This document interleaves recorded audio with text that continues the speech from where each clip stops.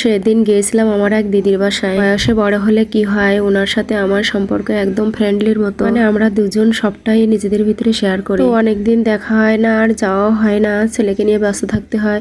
তো আজ যখন ছেলের স্কুল ছুটি হলো তো ভাবলাম যে ওদের বাসায় একটু যাই, আর চলে গেলাম চট করে দিদিদের বাসায়। তো আমার কিন্তু অনেক কষ্ট হয়ে গেছিল, বাবুরও কষ্ট হয়ে গেছিল, আমারও কষ্ট হয়ে গেছিল। বাবু কিন্তু স্নান সেরে নিয়েছে যে অমনি, কারণ প্রচন্ড গরম পড়ছে। তো এদিকে সেদিন ছিল নিরামিষের দিন, মানে একাদশী ছিল।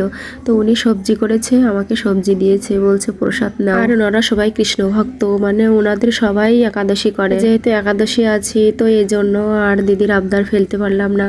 তো এখানে দিদি আজ রান্না করেছিল আলু ভাজি আর সবজি করেছিল। আর আমার তো এমনি নিরামিষ খুব পছন্দ, মানে নিরামিষ হলে আমি ওটাতেই খুশি থাকি। অনেকক্ষণ সময় কাটালাম, বেশ গল্প গুজবও করলাম। আর এবার যাওয়ার পালা। আর এদিকে গরম ঠান্ডা লেগে আমার গলাটা এত পরিমাণ বাজে অবস্থা হয়ে গেছে, মানে খুব বাজে শোনা যাচ্ছে। ঠিক আছে, সবাইকে টাটা।